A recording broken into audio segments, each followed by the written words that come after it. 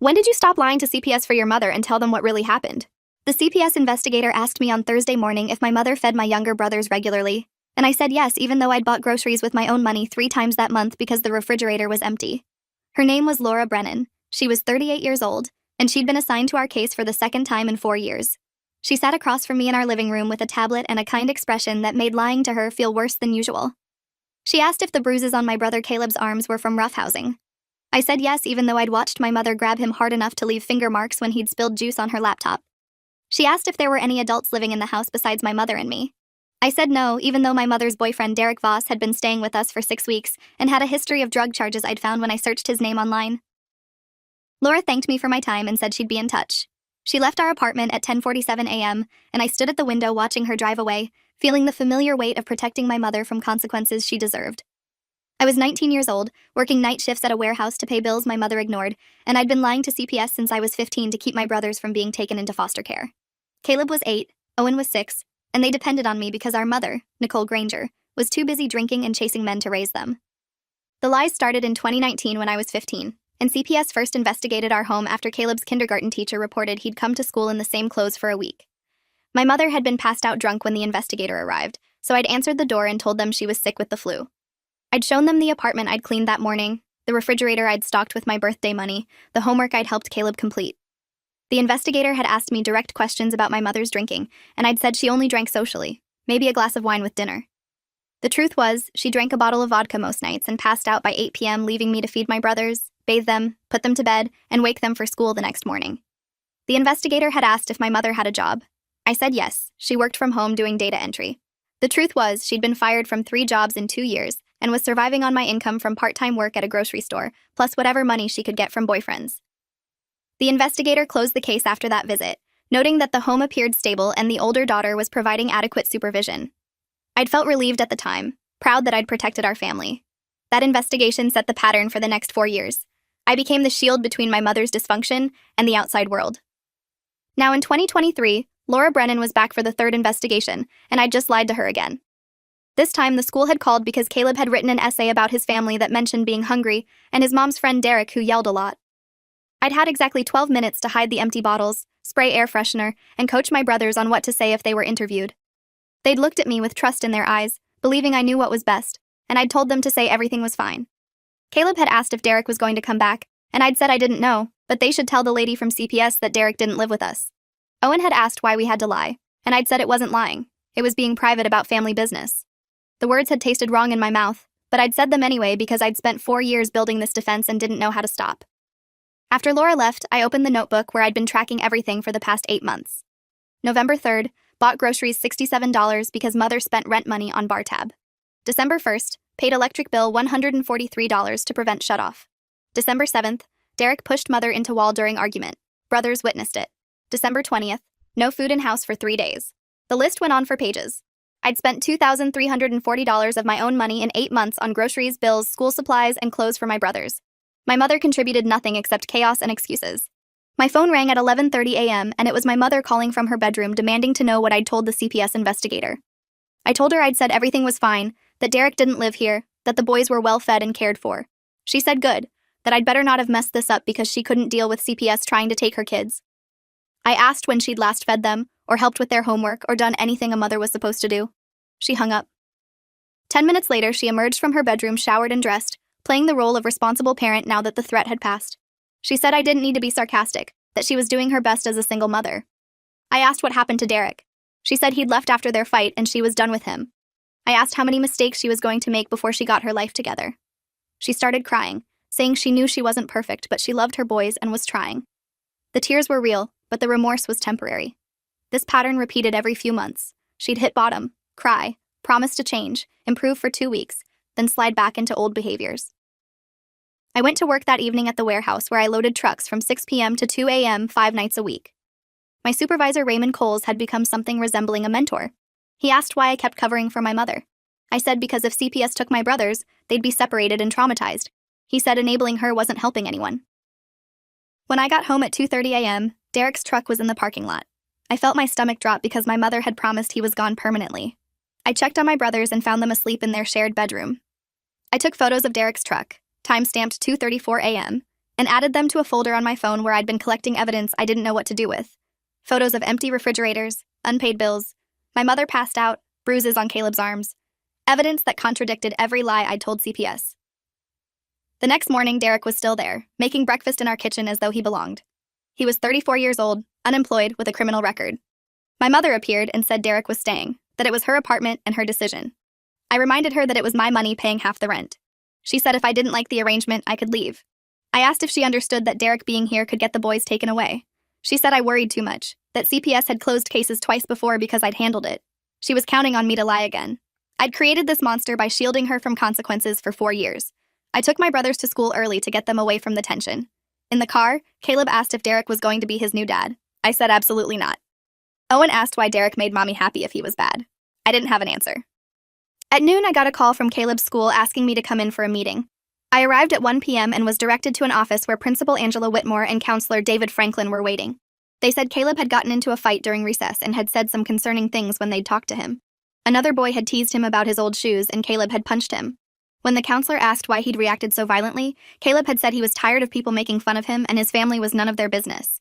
He'd also mentioned that his mom's boyfriend scared him, but his sister Maya said everything was fine, so he had to pretend it was. The counselor said this contradicted what I'd told the CPS investigator the day before, and they were concerned. Principal Whitmore said the school had a responsibility to report this information to CPS as a follow-up to the existing investigation. The counselor read from his notes. Mom's boyfriend yells and breaks things. Maya says we have to lie to the lady from CPS because foster care is worse. I felt everything collapse in that moment. My 8-year-old brother had been carrying the weight of my lies, and it was affecting him badly enough to get violent at school. I'd taught him to hide the truth, to protect our mother, to accept an unacceptable situation as normal.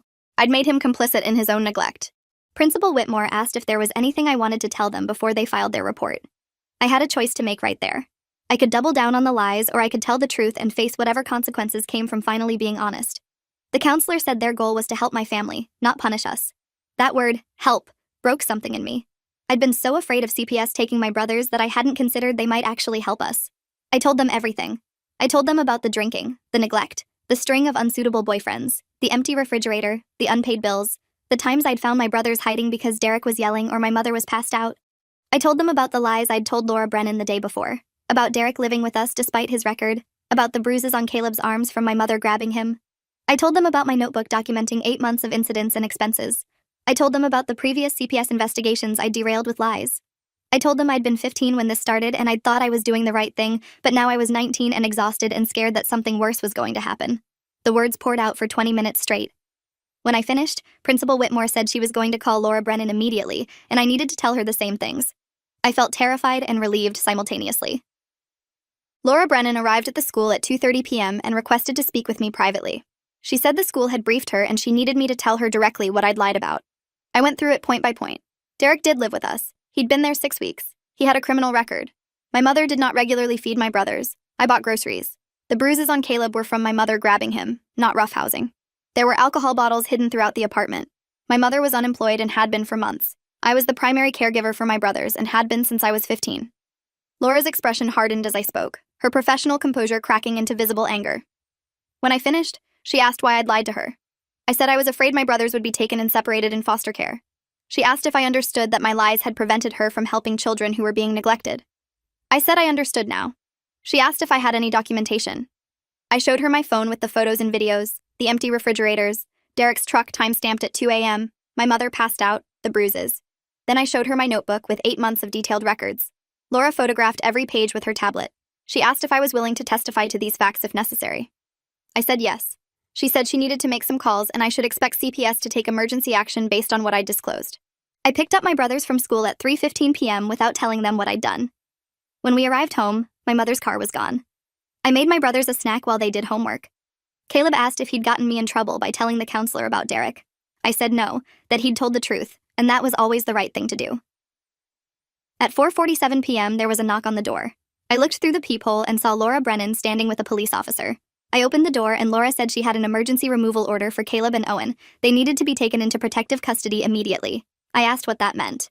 Laura explained that based on my disclosure and the evidence, CPS had determined my brothers were in immediate danger. They were being removed now and would be placed in emergency foster care until a court hearing. I asked if they could be placed with me instead.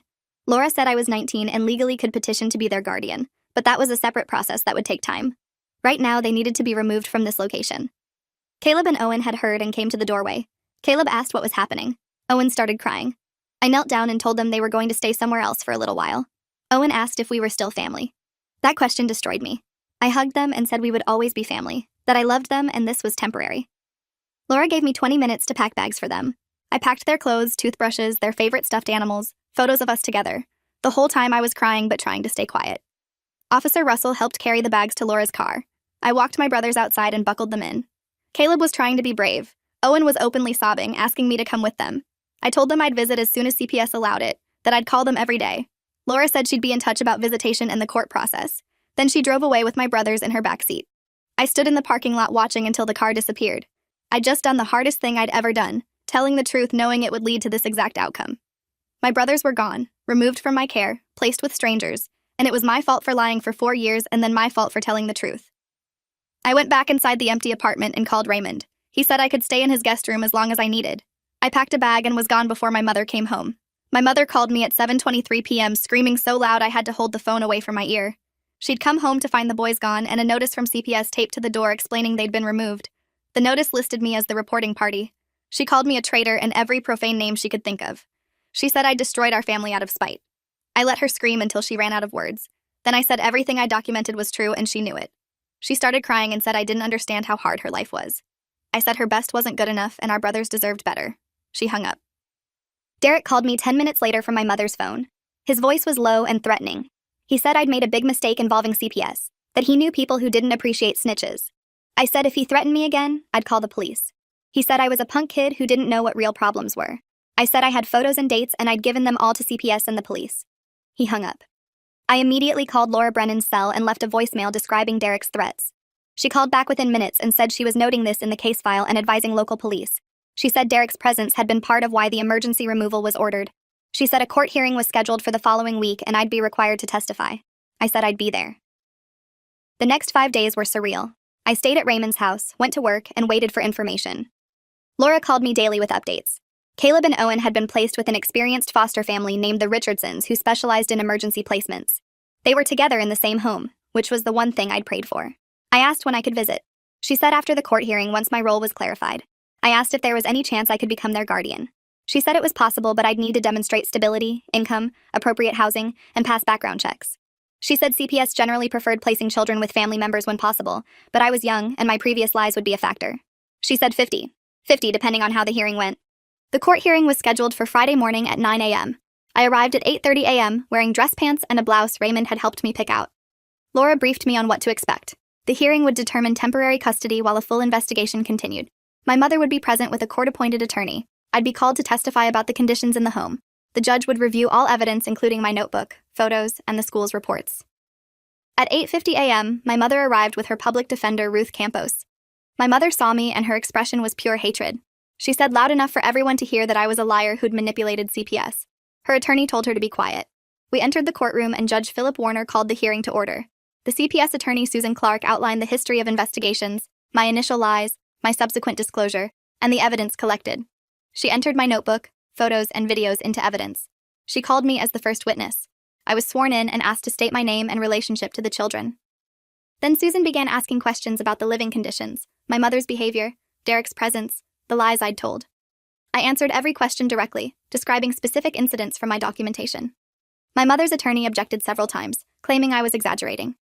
Judge Warner overruled most objections and told me to continue. When Susan finished, Ruth cross-examined me, asking why I'd lied to CPS multiple times if the situation was truly dangerous. I said I'd been afraid my brothers would be separated in foster care. She asked why I'd changed my story now. I said because Caleb had gotten violent at school from the stress, and I'd realized my protection was actually enabling my mother's neglect. Ruth called my mother to testify. Nicole took the stand and immediately started crying, saying she loved her children and had done her best as a single mother. She admitted she drank sometimes but said she wasn't an alcoholic. She admitted Derek had stayed over occasionally but said he didn't live there. She said I was an angry teenager who'd blown everything out of proportion because I resented her having a boyfriend. Judge Warner asked her directly how many days in the past month she'd personally fed her children breakfast. She said she couldn't remember exactly. He asked if she was currently employed. She said she was between jobs. He asked when she'd last been employed. She said 8 months ago. He asked how she'd been supporting 3 children without income. She said her oldest daughter helped with expenses. Judge Warner looked at me and asked how old I was. I said 19. He asked if I was employed full-time. I said yes, at a warehouse. His expression shifted to something that might have been sympathy or disgust. He asked my mother if she thought it was appropriate for a 19-year-old to be financially supporting her and her minor children. She said families helped each other. He said families didn't exploit their children. Judge Warner reviewed the evidence for 15 minutes in silence. Then he issued his ruling. Temporary custody of Caleb and Owen would remain with CPS and they would continue in foster care pending further investigation. My mother would be required to complete a substance abuse evaluation, parenting classes, and maintain stable housing before reunification could be considered. The timeline was set at 6 months minimum. He also ordered that I be evaluated as a potential guardian given my age and established relationship with the children. He said CPS would assess whether I could provide appropriate care. He set a review hearing for 60 days. My mother started sobbing. Judge Warner said her children were being protected from neglect, and she'd have the opportunity to prove she could change. Then he adjourned. Laura approached me and said the guardian evaluation would begin immediately. She said I needed to find appropriate housing, maintain employment, and demonstrate stability. She said despite my initial lies, my eventual honesty and documentation showed genuine care for my brothers. She said she'd be recommending I be given the opportunity to pursue guardianship. Over the next 30 days, I worked harder than I'd ever worked. I found a 2-bedroom apartment I could barely afford, signing a lease with my first and last month's rent plus deposit, wiping out my savings. Raymond co-signed the lease. I bought furniture from thrift stores and equipped the apartment for my brothers. Twin beds for their shared room, a kitchen table, dishes, groceries. I passed the background check easily. I submitted to a home evaluation where a CPS worker named Thomas Rivera toured my apartment, reviewed my finances, and interviewed me about my childcare plans. I explained I worked nights but could switch to day shifts, that I had support from Raymond and coworkers, that I'd been my brother's primary caregiver for years. Thomas asked about my education plans. I said I'd been taking online classes toward an associate degree but had put that on hold. He asked if I planned to resume education. I said yes, once my brothers were stable. He noted everything in his report. 2 weeks after the home evaluation, I was granted supervised visitation with my brothers at the CPS office. Seeing Caleb and Owen after 3 weeks apart was overwhelming. They ran to me and hugged me so hard I couldn't breathe. Caleb asked when they could come home. Owen asked if I'd abandoned them. Those questions broke my heart. I explained I was working on getting custody, that I'd found an apartment for us, that I was doing everything CPS required. Caleb asked if Mom would be there. I said no, it would just be the 3 of us. Owen asked if Derek would come. I said never. They both seemed to relax at that. We spent an hour together playing games and talking. When the visit ended and I had to leave them, Owen cried. The foster mother who came to pick them up was kind and patient. She told me they were doing well in her care but asked about me every day. The second court hearing arrived 60 days after the first. Judge Warner reviewed the reports from my home evaluation, my employment verification, and recommendations from Laura Brennan and Thomas Rivera. He asked me directly if I understood the responsibility of raising 2 children at age 19. I said yes, I'd been doing it since I was 15, but now I wanted to do it legally with support instead of secretly while covering for my mother. He asked about my plans for childcare while I worked. I explained I'd switched to day shifts and had arranged after-school care through a program the CPS worker had recommended. He asked about my support system. I said it was limited but growing, that Raymond had offered to be an emergency contact, and I'd connected with other young guardians through a support group. He asked about my mother's progress. The CPS attorney reported that Nicole had completed the substance abuse evaluation, which diagnosed her with alcohol dependence, but she'd missed 3 of her parenting classes and hadn't maintained stable housing. She was currently living with a friend and unemployed.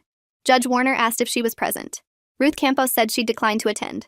The judge looked disappointed but not surprised. He said based on the evidence, he was granting me temporary legal guardianship of Caleb and Owen for a period of 1 year, subject to review. He said CPS would conduct regular home visits to ensure stability. He said my mother could petition for visitation once she completed her required programs, but that would be supervised. He said he was impressed by my dedication and hoped I understood the sacrifice I was making. I said I understood and I was ready. The boys could come home with me that day. I brought my brothers to our apartment that afternoon. They ran through the rooms excited, claiming their beds, exploring the kitchen, asking if this was really ours. I said yes, this was really ours. Caleb found the photo I'd framed of the 3 of us and put it on the nightstand between their beds. Owen asked if Mom knew where we lived. I said no, and she couldn't visit without permission from the court. He said good. That hurt to hear, but I understood. We ordered pizza for dinner and ate at our own kitchen table in our own home. That night, I tucked them into their beds and Caleb said he was happy. Owen said he felt safe. I turned off the light and stood in the doorway watching them fall asleep. These 2 kids I'd nearly lost because I'd been too afraid to ask for help. The next morning, I woke them for school and made them breakfast. We established routines, boundaries, structure. I enrolled them in counseling to process the trauma they'd experienced. I attended workshops on parenting and guardianship. I built a life for us that didn't involve lies or secrets or protecting people who didn't deserve protection. My mother called twice in the first month. Both times I didn't answer. She left voicemails saying she was getting better and wanted to see her boys. Laura advised me not to respond until she completed her requirements. 6 months passed, and my mother completed the substance abuse program and parenting classes. She petitioned for supervised visitation. Judge Warner granted her 1 hour every 2 weeks at the CPS office with a supervisor present. The first visit was awkward. Caleb was wary. Owen was distant. My mother cried and apologized. She brought them small gifts. She asked about school. She didn't ask about me. After that visit, Caleb said he didn't hate her, but he didn't want to live with her again. Owen said she seemed different, but he wasn't sure if it was real. I said time would tell. 1 year after I was granted guardianship, Judge Warner held the review hearing. The CPS report showed consistent stability, regular school attendance for both boys, my maintained employment, and appropriate housing. Thomas Rivera testified that I'd exceeded expectations as a guardian, that the boys were thriving in my care. Judge Warner asked Caleb and Owen directly if they wanted to stay with me. They both said yes immediately. He asked if they wanted to see their mother. Caleb said maybe sometimes but not live with her. Owen said the same. Judge Warner asked my mother if she had anything to say. Nicole stood and apologized to me for the first time. She said she'd been a terrible mother and I'd saved her children when she couldn't. She said she didn't expect forgiveness, but she hoped someday I'd let her be part of their lives in whatever small way I could accept. She said she was sober now, working as a hotel housekeeper, living in a clean apartment alone. She said she wanted to prove she could change even if it was too late. Judge Warner granted me permanent legal guardianship. He said my mother could continue supervised visitation if the boys agreed. He said he rarely saw someone so young take on such responsibility with such grace. The hearing ended and my brothers hugged me in the hallway. We went home together, the three of us, a family built on honesty instead of lies. I stopped lying to CPS for my mother the day my brother Caleb told his school counselor the truth I'd been hiding. I told them what really happened because protecting her had nearly destroyed my brothers. The decision cost me my relationship with my mother and forced me into adulthood years before I was ready. But it gave Caleb and Owen safety, stability, and the childhood they deserved. We'll never get back the years we lost to her neglect, but we're building something real now, and that's enough. Thanks for watching till the end. Make sure to subscribe and like to not miss the next story.